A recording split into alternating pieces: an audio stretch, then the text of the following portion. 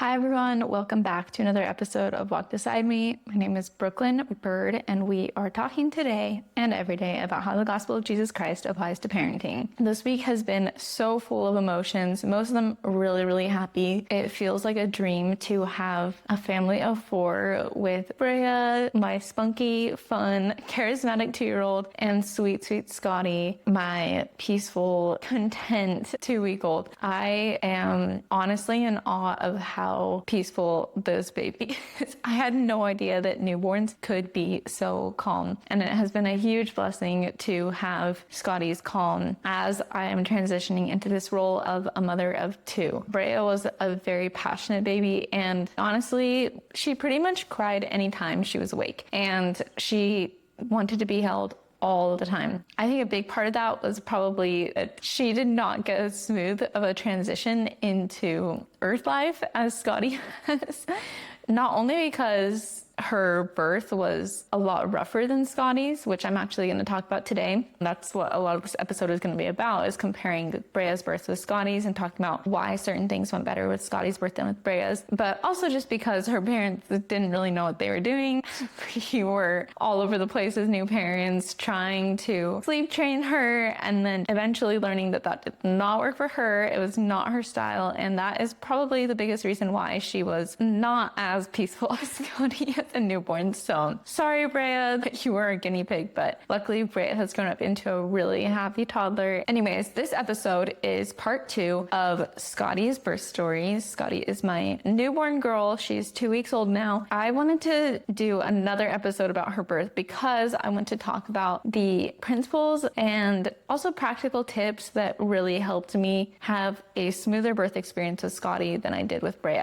This episode will be especially helpful for anyone who's hoping to do an unmedicated birth outside of a hospital. I gave birth to both Brea and Scotty in birthing centers, although Brea's was in California and Scotty's was here in Florida. So somewhat different experiences, but also very similar in a lot of ways. I think it'd be helpful for first-time parents especially to hear what they can do to make the birth a more peaceful, happy experience, and hopefully a healthy outcome for both mom and baby. Obviously, this is not medical advice. I'm not a doctor or anything like that. This is just speaking from my own experience of having given birth to 2 babies now outside of a hospital in a birthing center without any medication. Before I launch into the analysis of why Scotty's birth was more peaceful than Brea's, I did realize that we left out some details in the last episode about Scotty's birth. It's funny because I went into telling Scotty's birth story. In my mind, I was saying, okay, I need to make sure that I tell my audience about what happened after the birth, because I've listened to so many other podcasts sharing birth stories where the story ends with just, and then the baby popped out, and that's the end. Yay, now we have a baby. And I always wondered, okay, but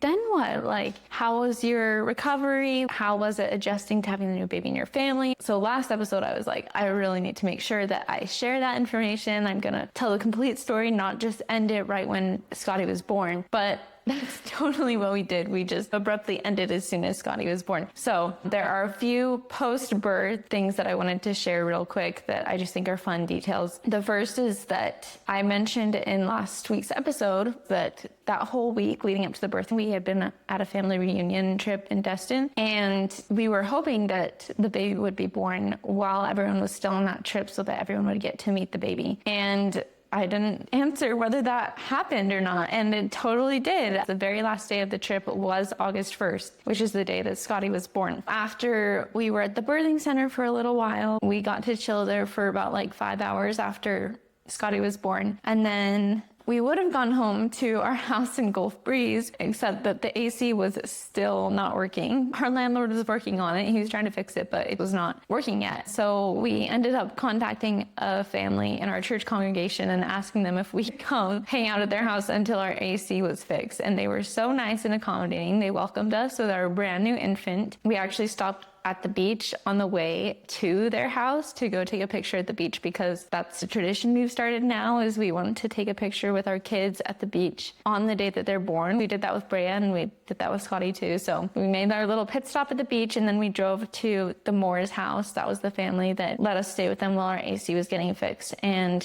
We ended up staying there overnight because our AC was still not fixed by the time night came along. Hebert's family was still in Destin, and they drove over to the Moore's house, and they got to meet Scotty on the night that she was born. Everyone got a chance to hold her. And it was also really special because my mom had booked a flight to fly in to Florida that very day. Obviously, she didn't know what day Scotty was going to be born, but she just happened to have booked her flight for August 1st. So my mom was there too that night. They all got to meet her basically at the same time. It was such special timing. It made me feel like Scotty really came at the right time for us. I like to think that she was just hanging out with T-Bird's dad, whose name is Scott, up in heaven until the timing was perfect. And then she decided to come. Another post-birth detail that I want to share is just that Scotty is so sweet. I want to share a little about what we can see of her personality so far. She loves to snuggle, which is so fun. She loves little koala bear snuggles on your chest. She also loves laying and staring at light. Her first night, she was crying a lot. She had nursed for like 4 hours, and I was so exhausted. I had been awake for like 24 hours straight. So my mom came and took her, and she was holding her, and she turned on a lamp in the room she was staying in. And Scotty totally went quiet and stared at the light until she drifted off to sleep. She has not changed much since that very first night. She still loves looking at light. Her favorite place to be is by a window and just looking out. She also loves to be outside too. If she's ever a little bit fussy and she doesn't want to eat, I can take her outside and she'll calm down and just look around at the trees. She also loves singing. I made up a little song for Brea when she was newborn, and I also made up a song for Scotty. And I love singing Scotty's little song to her, and she will just get quiet and listen. There's been a few times where she'll just fall asleep in my arms as I sing to her, and man, those are the sweetest moments that life can offer, for real. Anyways, those are the post-birth details I want to share. And now I'm going to jump into some practical tips on how to have a smooth birth, especially if you're hoping to do unmedicated. But I think these principles and tips would honestly apply to any birth. I also want to make it clear that even though I have loved my unmedicated out-of-hospital birth experiences, and I would recommend trying it to anyone who has a normal, healthy pregnancy, I'm also super thrilled for any mama that gives birth, whether it's in a hospital, whether it's by C-section, whether it's with an epidural. Anytime mama and baby come out of that experience healthy and safe, it's a win. Kudos to any mama out there who has been through pregnancy and given birth. I'll start by telling you guys the major differences between Brea's birth and Scotty's. It's funny because the timing is actually very similar between the two births. Both Brea and Scotty were born one day before their due date. I didn't get induced or anything for either of them. That just is how it happened to be. With both Brea and Scotty, it was at midnight that I couldn't sleep through the contractions anymore. However, that's where the timeline starts getting different, because with Brea, it was only about 2 hours later, so around 2:30 a.m., that the contractions were becoming so unbearable that I woke up my husband and I was like, I need your help right now. Like, need some moral support right now. With Scotty, however, I was able to last until like 3:30 a.m. The contractions were definitely intense, but I didn't feel desperate for help. Even when I woke my husband up at 3:30 a.m., it wasn't so much that I was like, I need moral support right now. It was more that I was like, we should probably start heading back towards where the birth center is. With Scotty's birth, I was able to last significantly longer without any support, which it's not bad to get support, but I did feel more self-confident and more peaceful than I did with Brea's birth, even in the beginning of active labor. Another huge difference between Brea and Scotty's births is that in my labor with Brea, I made a lot more noise than I did with Scotty. With Scotty, I mostly did really big, deep breaths, and I did some low pitch moaning too, but with Brea, I was screaming through the whole labor, honestly, at least from that point at like 2:30 a.m. until she was born at 3:15 p.m. that day. I was screaming and yelling through the contractions. I felt pretty out of control. I was totally unprepared for how intense labor was going to be, which, I mean, I should have known because everyone always talks about how it's the most painful experience of your life. But I went into Brea's birth super cocky. I was like, I got this. I've run marathons. I work out all the time. I'm in really good shape. This birth's probably going to be a cinch. And it was not. And even Scotty's, which went way better than Brea's, it was still the hardest thing I've ever done. It was still way harder than any marathon I've run. People will ask me, would you rather run like 3 marathons or give birth again? I'm like, 3 marathons is way easier than giving birth. If you've never run a marathon, but you have given birth, especially if you've given birth unmedicated, don't worry, you've already done something way harder than a marathon. Anyways, I was vocalizing a lot more pain with Brea's birth than I did with Scotty's. Another big difference between the two births is that Brea's birth lasted a lot longer. I didn't go to the birthing center for Brea until 11:30 a.m. and then I was there for about 4 hours before she was born. She was born at 3:15 p.m. Whereas with Scotty, I went to the birthing center at 10 a.m. and Scotty was born at 10:30 a.m. So it was really quick after I got there. Another interesting thing is that with Brea's birth, my water did not break in naturally. After I had been at the birthing center for about 2 hours, my midwife told me, Brooklyn, I can hear from the way that you're screaming that your cervix is facing the wrong way, which I didn't even know that was a thing that could happen, but it did. So my midwife actually moved my cervix for me while she was doing that. She broke my water as well. And then Brea was born probably within an hour after her doing that. Whereas with Scotty, I broke my own water, like almost intentionally. I started pushing and that's when my water broke. To summarize, basically, Brea's birth, I was screaming a lot more, it lasted a lot longer, and some things did not happen naturally in it. My midwife had to move my cervix for me, and my midwife broke my water for me. Whereas Scotty's birth, I was in way better control of my breathing, of the noises I was making, and everything happened naturally. There was no intervention whatsoever. I broke my water and I pushed the baby out, and that was that. I'll start by talking about the practical things that I think helped Scotty's birth go better. It's funny because with Scotty, I didn't prepare as well as I did for Brea's, honestly. When I was going into Brea's birth, I took the Bradley Method course, which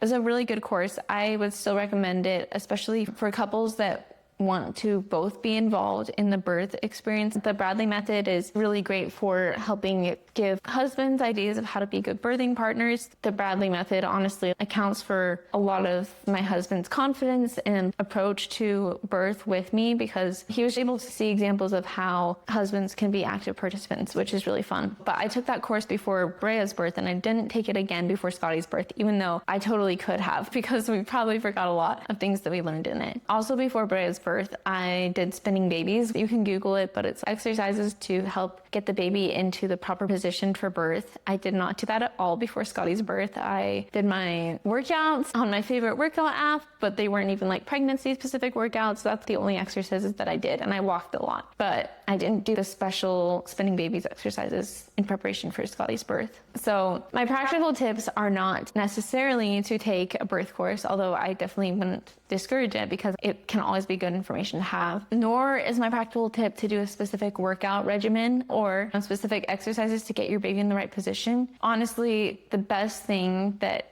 you can do for yourself, the biggest difference maker in birth, is how fearlessly you can approach the contractions as they come along. There are practical things that I did to help myself have a fearless mindset as I went through the contractions. I'll also talk about 2 spiritual principles that really helped me. The first practical tip I would give you is that as soon as you start noticing any contractions, go to sleep, take a nap. It might not be actual labor. It might be like false labor or pre-labor, but really just start sleeping, because you need to be well rested. Both my midwife in California and my midwife in Florida said that the number one reason that they sometimes have to transfer their patients to a hospital is because the mother becomes too fatigued. So you really need to be well rested for labor. That was something I did better with Scotty, is I really focused on resting leading up to her due date. I took lots of naps in the week leading up to her due date. I also ramped down my exercise. So that's the first tip. Sleep as much as you can once you start having contractions. You know, if you're getting Braxton Hicks contractions at 7 months pregnant, probably not labor, so don't put lots of pressure on yourself to sleep at that point. But if you're really close to your due date, definitely pile on the naps. The next thing I would say is that you should have a list of little chores or things you can focus on once the contractions are so intense that you can't sleep through them. This was a huge difference between Brea's and Scotty's births for me, because with Brea's birth, as soon as I couldn't sleep through my contractions, my mindset was just like, okay, we're in labor mode now. I was rotating between laboring positions, bouncing on a birthing ball, going on all fours, laying down on a bed, and and stuff, but all my mind was thinking about was the fact that I was in labor. And it actually made it a lot harder for me because I was so focused on everything that my body was going through in that moment. With Scotty's birth, I didn't really plan this in advance, but it's just what happened. And I'm really grateful that I did this. Once I couldn't sleep through the contractions, I got busy. And it was because I wanted to let my husband sleep as long as possible. So I was like, I'm just going to distract myself as long as I can. At midnight, when I couldn't sleep anymore, I edited a podcast episode, and that took me like 2 hours. And then after that, I took a really nice long shower, and then I went downstairs and made myself a really nice meal because I knew that it was going to get harder and harder to eat the further into labor I was. By the time I was making and eating that meal, the contractions were really, really, really intense. But because I was staying busy, I wasn't just sitting around during the breaks from the contractions, dreading the next one that was coming. I was busy doing something else. And then when it came, I'd breathe through it and then keep doing what I was doing, which I think really helped those first few hours of labor go by really quickly for me and helped me stay in active labor because I wasn't resisting the contractions. I was just letting them happen as I stayed busy doing what I was doing. So those are the tips to get you through the first 2 stages of labor. I don't even know the actual official stages of labor, but this is the way I think of it, is there's a stage where you can sleep through the contractions. There's a stage where you can't, but they're not unbearable. And then there's the stage where you can sleep through them and you can't really focus on anything else because they are just that intense. Once you're in that third stage, when you can't focus on anything else except handling the contractions, try to focus more on your breath and relaxing your muscles than the pain. Anytime you feel tempted to scream or groan in pain, try to deepen and lengthen your breaths. Anytime you start to think negatively about the pain, make your breath bigger than your pain. This is something that I figured out a couple days before I went into labor, because when I was having these little practice run contractions, they were a tiny bit painful, and I noticed that if I could breathe really deeply through them and focus on my inhale and exhale, trying to make my breath bigger than the pain would kind of go away. It would disappear. I'm glad I figured that out because then I used it during my actual labor and it really did help. I don't have any more specific tip than just breathe deeply and slowly, but something I did try a little bit was doing 4-7 breathing, where you inhale for 4 seconds and exhale for 7 seconds. I know a lot of people love doing that too, and a lot of hypnobirthing courses use that, so that's another idea, but really just learning to breathe in a way that is helpful during the contraction. I also tried to notice any time that I tensed any muscle in my body, not just my abdomen and where the contractions are happening, but also my hands or my legs or my shoulders, doing a body scan as the contraction is happening to see if there's any tension in my body, and then relaxing that muscle in my body. That was helpful as well. At least one reason that is helpful is that your body will believe whatever it sees you doing. I really noticed this in my birth with Brea, that when I was screaming and vocalizing in these stressed, anxious ways, my body picked up on that and went into a stressed state, and it tensed up, and then that just made the pain even worse. I really believe that it prolonged my labor, and I would not be surprised if my tenseness and my resistance to the contractions is what caused my cervix to remain facing the wrong way through my whole labor. The cervix is supposed to naturally tilt towards the birth canal during labor or even before labor, but mine did not. And I really think it's because mentally I was resisting every contraction. When I wasn't in the middle of a contraction, I was dreading the next one. And then when I was in a contraction, I was just begging for it to go away. I could not wait for it to end. Because that was my mindset, I really think it slowed down my labor. I think my body was resisting the labor, and that's why I ended up having a 17-hour labor with Brea. But with Scotty, since I was focusing on deep breathing and relaxing my muscles, my body relaxed into the labor. It didn't see it as threatening the same way that it had with Brea, and my body naturally went along with it. And that's why I was able to give birth to Scotty so much earlier than I did with Brea. This leads into the 2 spiritual principles that I wanted to talk about that really helped me in this labor. These aren't just spiritual principles that I've thought of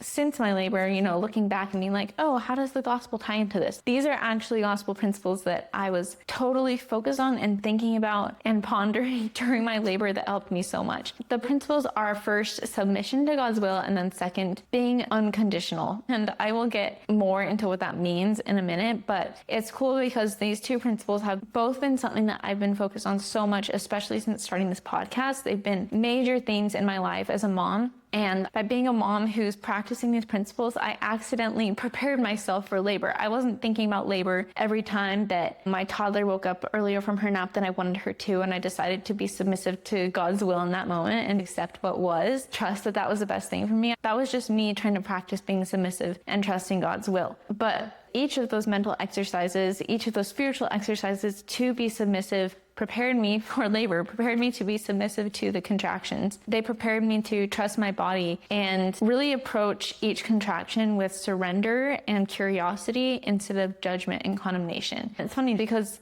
these principles, they apply in labor. They apply to how you approach a contraction, which is not a person. It's a physical experience in your body. Labor will go better. It will go more smoothly if you can approach each contraction with surrender and curiosity instead of judgment and condemnation. But it's crazy because that same principle is so true, not only in our relationships with our contractions, but also in our relationships with people. When our toddler's throwing a tantrum, if we can accept the facts of the scenario, not resist them, not be thinking, oh, she shouldn't be acting this way, this is bad, she's wrong, surrender to the circumstance and have curiosity about it. Like, what can I learn from this? What can I learn about my toddler? What does she need? Just being open and curious instead of condemning and judging her. You're going to get through the tantrum so much better as a parent. You're going to show up so much better. And you're also going to help the tantrum resolve so much more smoothly than you would if you're approaching it with judgment and condemnation. And the same thing is true for a contraction. If you can look at the pain that's coming at you and surrender to it, trust that it's exactly what your body needs. This is exactly what your body needs to experience in order to get the baby out. And just be curious about it. Like, I wonder what's happening right now. I wonder what this pain means is happening in my body. Maybe my cervix is opening more right now. Maybe my cervix is tilting towards the birth canal. Maybe my baby is kicking down, getting closer to coming out. Staying open and curious, accepting the pain, letting it be, trusting that it's the right thing, instead of judging and condemning it, calling it bad and resisting it, wanting it to go away the way that I did with Brea's birth. That surrendering curiosity helps the contraction go more smoothly, just like it helps a tantrum go more smoothly. Honestly, anything in life will go more smoothly if we approach it with submission to God's will, surrender and curiosity. A couple mental exercises that I did during labor to practice surrendering to God's will. The first is that I had a few mantras that I would say to myself during contractions to help me welcome them instead of dreading and resisting them. These are not profound, but they are what worked for me. I repeated to myself, this is good for me and I can do this. I would literally say it out loud as I was in a contraction. I would whisper, this is good for me. I can do this. And it helped me stay so grounded and not panicky as the pain became more and more intense. Another thing I reminded myself over and over throughout my labor was that I can survive anything for 1 minute, because most contractions are about 1 minute. I will say with Scotty's birth, and this did not happen with Brea's birth, but with Scotty's birth, I actually had some contractions that were really, really, really long. They would last 3 minutes, and that was crazy.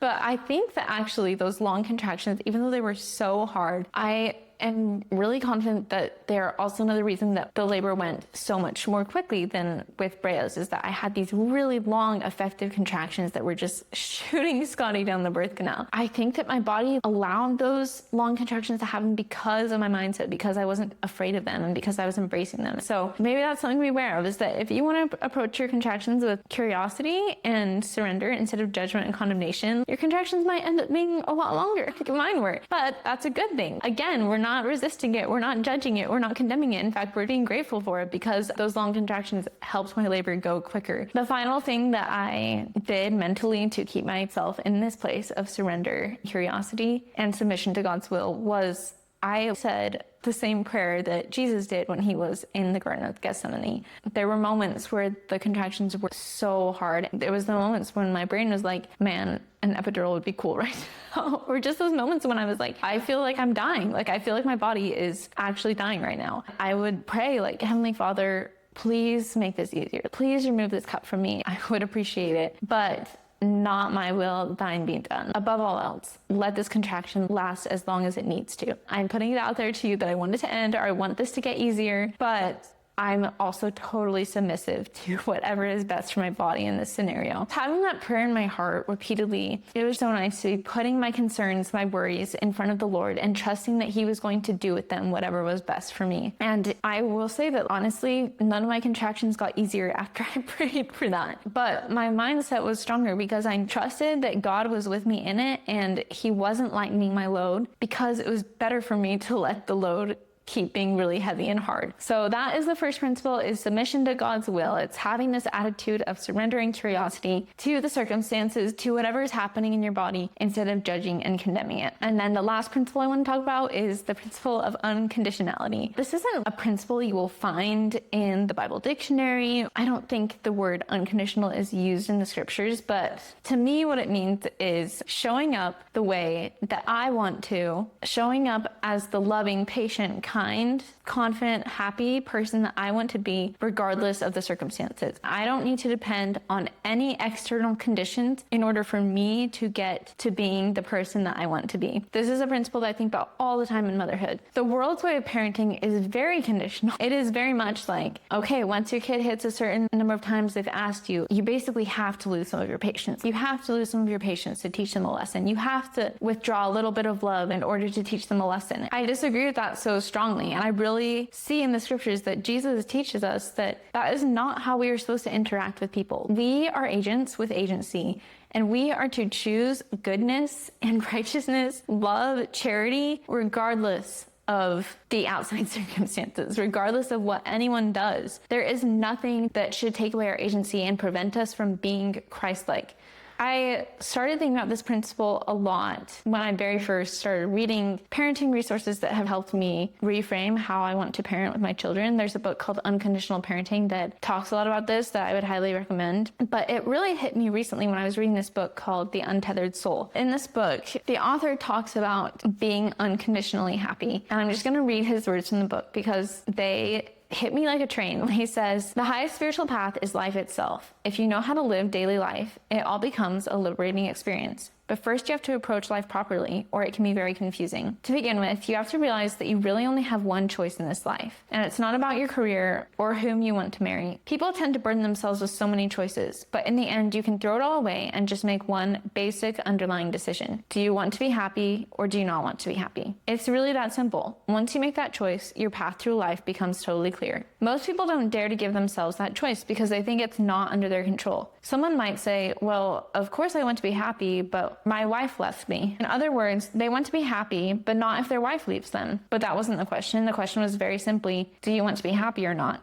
If you keep it that simple, you will see that it really is under your control. It's just that you have a deep-seated set of preferences that get in the way. And so basically what he's saying here is that if there is anything in your life that you say, yeah, I would be happy except X, Y, or Z, then you've decided that there are conditions on your happiness. I won't be happy if X, Y, or Z is in my life. When I read this, it blew my mind, and it made me realize that happiness, kindness, love, charity, patience, calm, all of these things are truly choices. And the only time they don't feel like choices is when we put conditions on them. When we say, I need this external circumstance in order to act this way. I need this person to do this in order for me to be happy. I need the weather to be this way in order for me to be happy. Once we decide that we don't want there to be any conditions on our happiness, we can actually be happy all the time. I will be upfront and tell you that even though I've had this realization and enlightenment, I'm not perfect at it. There are so many conditions on my happiness that are, like he said, deep-seated preferences, subconscious things in my brain that I'm learning to work through every day. And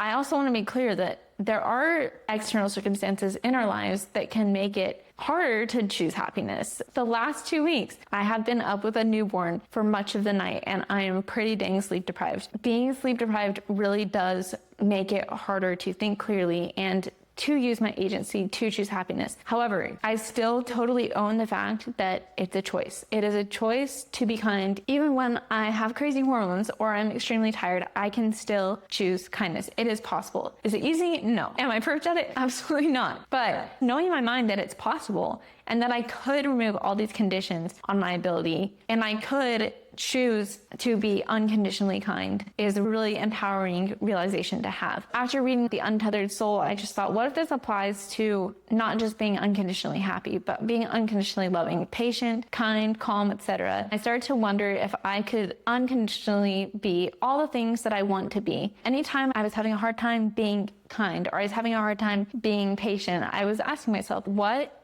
is the condition that I'm putting on my patience right now? What is the thing that I say, has to happen in order for me to be patient? Or what is the thing that I'm thinking subconsciously has to happen in order for me to love in this situation, or to be kind or affectionate, etc.? This has really helped me own my agency in every single moment and be fully responsible for how I show up, regardless of the external circumstances. This really relates to the gospel because Jesus is the perfect example of being unconditionally Christ-like. Obviously, because he is Christ himself, but really being unconditionally a good example. Unconditionally showing up the way that God would. I have a few examples from his life. The first is when he was able to resist temptation while he was fasting. He resisted all of Satan's temptations after he had been fasting in the wilderness for 40 days. If he was any of us, mere mortals, we would cut each other some slack, like, well, you were starving for 40 days. You know, if someone gave into temptation, we would kind of feel inclined to give them a free pass. Of course, we can give ourselves grace and at the same time realize that we still have a choice. Jesus demonstrated in that moment that he had a choice. Even with a 40-day fast under his belt, he still had a choice and he could still choose to resist temptation, and he did. Another story is when his cousin, John the Baptist, was beheaded. Jesus was pretty sad about it. It says in the scriptures that he was mourning.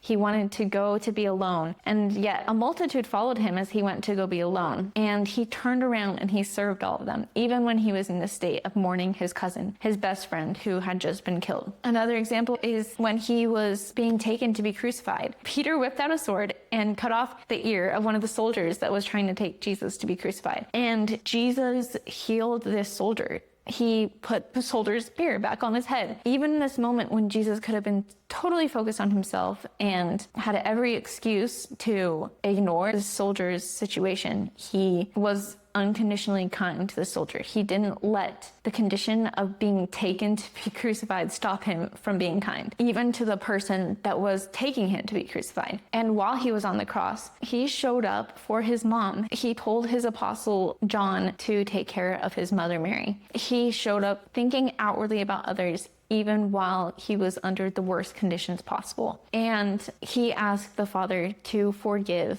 the people that put him on the cross. Again, even when he had every excuse, every condition was in place to excuse him from being kind and merciful to these people. And this is how Jesus asks us to be as well. He says, love your enemies, bless them that curse you, do good to them that hate you, pray for them that despitefully use you and persecute you. He's telling us to be good, even when the conditions tell us not to. And he says that this is how God himself is. He says that ye may be the children of your Father which is in heaven, for he may give his sun to rise on the evil and on the good, and sendeth rain on the just and the unjust. For if ye love them which love you, what reward have ye?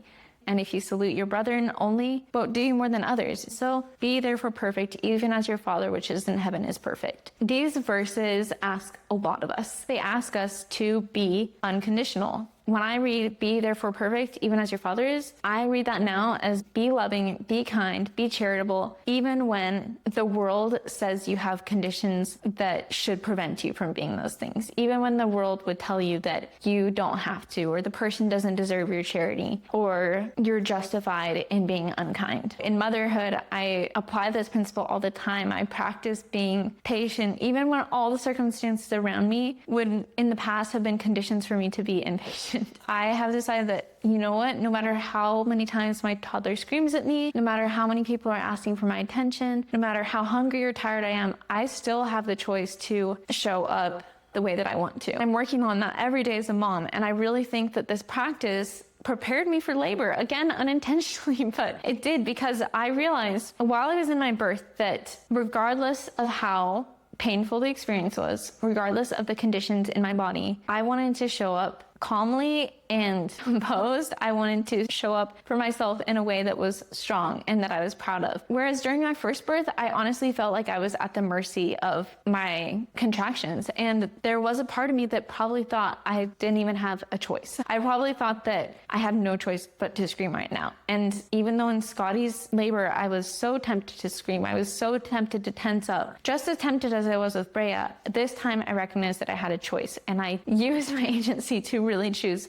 no, we are breathing deeply. We're not screaming right now. We are breathing deeply. We are staying calm. This time I was so determined to not only go unmedicated, but also to carry myself in a way that I was really proud of. As I saw myself showing up in a way that I was proud of, having gentle, kind conversations with my husband, my mental state and my confidence just benefited. It was like this momentum that kept me going. I saw myself acting in ways that I'm proud of, even that like I hadn't planned in advance. One thing that I feel like I was really good at during this labor was being coachable. And that wasn't something that I went into the labor being like, oh, and I'm going to be unconditionally coachable. My husband during my labor was asking ChatGPT for advice on how to handle contractions. He was telling me these tips he was getting from ChatGPT. And I really think that during Brea's labor, if he had been doing that, I would have been like, what does a robot know about this? A robot's never been through labor. And what do you know? You're a man. I would have been so prideful about it and resistant. And I just would not have been coachable. But this time I was so grateful for my husband trying to be involved and trying to find ways to help me out. We had good conversations about the advice on ChatGPT. And we even had like a little gospel conversation about what pain means in the context of eternity and stuff. And it was so cool. Every experience in my life where I've chosen to show up the way that I want to, despite what's going on outside of me, has been a good one. It's something that I'm so convinced about, is that this is how we become like God, is we learn to use our agency to choose goodness, kindness, and charity, even when it's so counterintuitive, it's so countercultural. It can be physically painful sometimes. It is the opposite of what our natural man body wants to do. I am not perfect at it, but it is so fun and exciting to see it as this game of like, how much can I show up as the person that I want to be, the person that I feel so excited to be, regardless of what's going on outside of me. That's honestly what this labor was kind of like for me. It was like a game to see how far I could make it. How long could I make it without panicking and just staying calm and breathing and being grateful and happy even through the pain. Those are all my thoughts about this labor. I hope that was helpful. I love to talk about birth. If you have any more questions about birth center births or unmedicated births, I'm not a professional, but I've done 2 of them now, so I'm like kind of professional.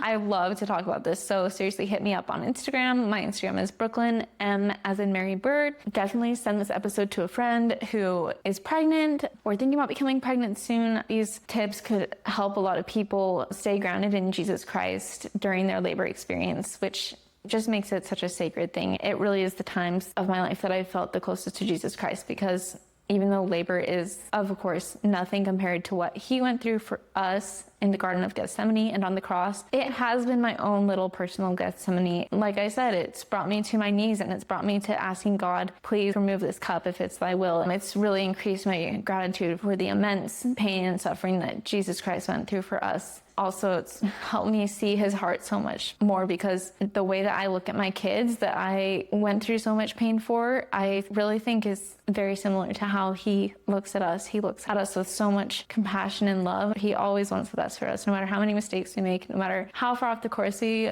go. He will always chase after that little lamb because of everything that he did for it. He suffered for all of us, regardless of whether we would end up choosing him in the end. He unconditionally loves us. I love being a mom because I get to unconditionally love these little babies. And even if they grow up and get off the course, or heaven forbid, didn't love me back, I know that I will still just keep loving them forever, because I chose to bring them into this life and I chose to be their mom. And it's the greatest blessing and miracle that I've ever experienced. With that, I will sign off, and I will talk to you all next week.